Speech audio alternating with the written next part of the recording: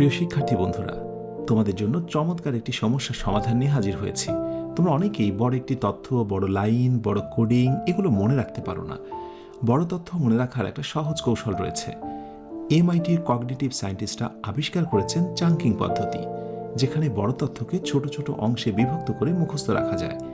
গবেষণায় দেখানো হয়েছে আমাদের মস্তিষ্ক একবারে 5 থেকে 9টির বেশি তথ্য ধরে রাখতে পারে না, কিন্তু চাঙ্কিং করলে অর্থাৎ তথ্যগুলোকে টুকরো টুকরো করলে সেই ক্ষমতা 3 গুণ বৃদ্ধি পায়, অর্থাৎ মনে রাখাটা সহজ হয়। বাস্তব উদাহরণ বলি, ধরা যাক কারো ফোন নাম্বার 01712345678।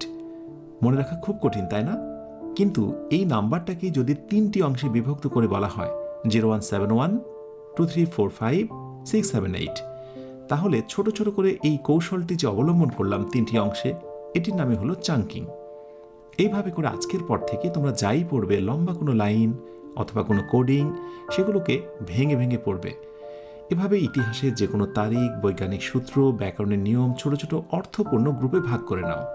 তাই একটানা বড় কোনো অধ্যায় একসাথে পড়বে না, সেগুলোকে টুকরো টুকরো করে ভেঙে নাও। আশা করি তোমার পড়াটা অনেক বেশি ইফেক্টিভ হবে। তাহলে বুঝলে তো চাঙ্কিং পদ্ধতি কি?